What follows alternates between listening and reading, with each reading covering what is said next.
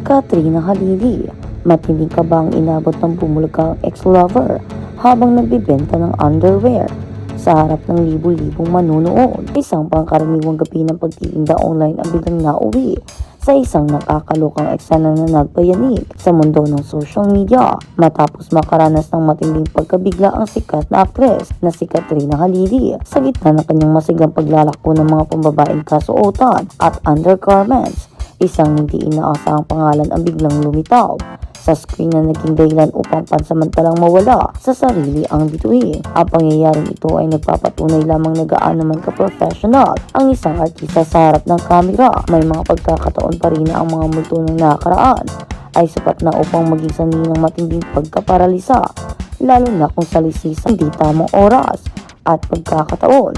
Ang nasabing live selling ay dinaluhan ng napakaraming taga-suporta mula sa iba't ibang panig ng mundo, kabilang na ang mga taga-subaybay mula sa Cebu, Saudi at Arabia at maging sa bansang Pransya na bahagi ng kanyang lumalaking online na pamilya.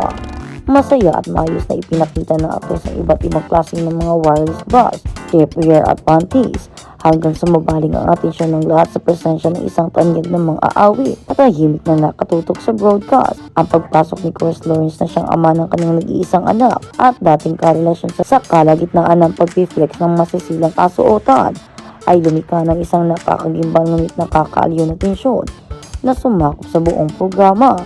Kitang-kita sa kilos at pamamaraan ng aktres ang halong kaba at pagtataranta ng mapagtanto niyang nanunood ang dating kasintahan sa mismong oras na nagpapaliwanag siya ng mga sukat at masilang detalye ng mga ibinibentang damit panloob. Sa tulong ng kanyang mga maiingay at mapanuksong kasamahan sa live, lalong naging kapansin-pansin ang pag-utal at pagpapanig ng actress dahil sa walang pagpati na pang-aasar ng sikat sa personalidad.